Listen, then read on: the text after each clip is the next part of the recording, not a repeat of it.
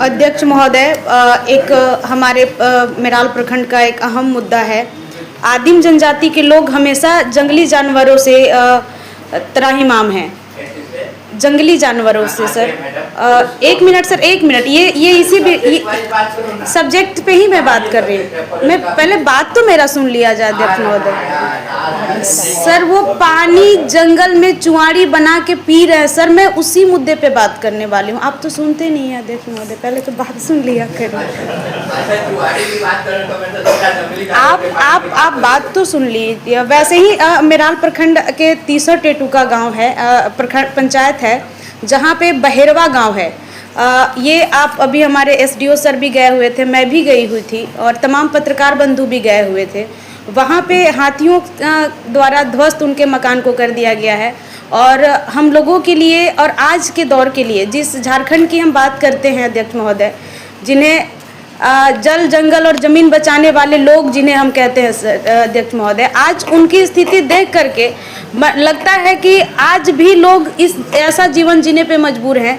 ये हमारे लिए बहुत ही शर्मनाक बात है, क्योंकि मैं देखी हूँ वहाँ पे जा कर के वो लोग घास फूस का घर बना के रह रहे हैं और बगल में नदी का जो पानी आता है, नाली का जो पानी आता है, रोड के नाली का, उसका गड्ढा बना के बगल में चुआड़ी बना के, एक साथ से हम देहाती वर्ड में बोले तो ये चुआड़ी बना करके और उससे पानी पीते हैं।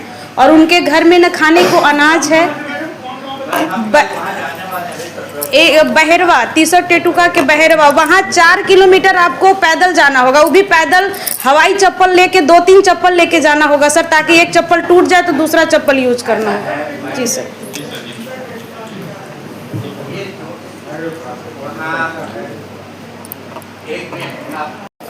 मैं ये बोल रही थी सर कि मैं ये सदन से मांग करना चाहूँगी कि उन्हें वहाँ पे ज़िले से कैंप भेजकर उनके लिए, मैंने वहाँ देखा सर, उस झोपड़ी में मैं जब गई थी तो मैंने देखा कि उनके पास न कोई राशन कार्ड है, न आयुष्मान कार्ड है और ना ही आधार कार्ड तक नहीं है सर, क्योंकि उन लोग कोरवा परैया जिहोर जाति से आते हैं और उन्हें इतना समझ नहीं है। मैंने उनके झोपड़ी में देखा सर कि उनके पास मुश्किलन 1 से 2 केजी चावल था और उनके जो ये थे रहने की जो व्यवस्थाएं थी, वो उनके बिछावन वगैरह सब भींगे पड़े थे। वो दिन में सुखाते थे और रात में उसको यूज करते थे। बारिश आती थी तो उन लोग रात में बैठ करके सुबह करते थे सर। और उन लोग जहां अभी कोलो दोहर में ऑन रोड ही निवास कर रहे हैं, वो ज़मीन फॉरेस्ट डिपार्टमेंट का है सर, गेरुआ सोती में, गेरुआ सोती के कोलो दोहर में है।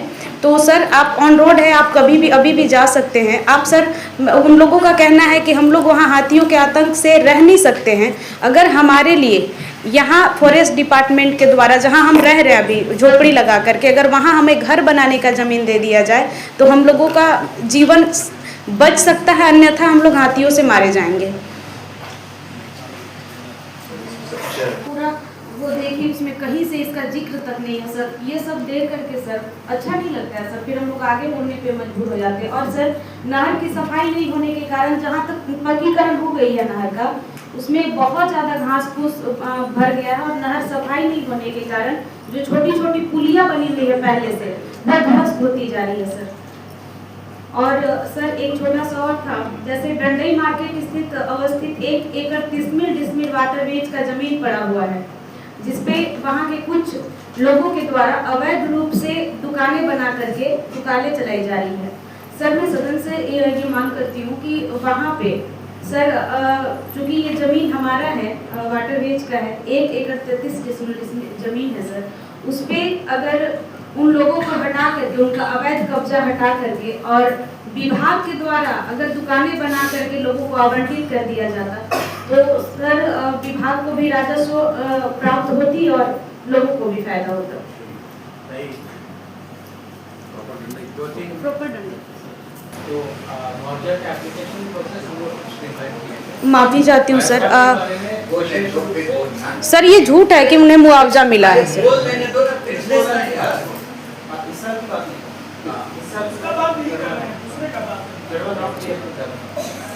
आप सिस्टम के बारे में पूछे? नहीं ठीक है, हाथी को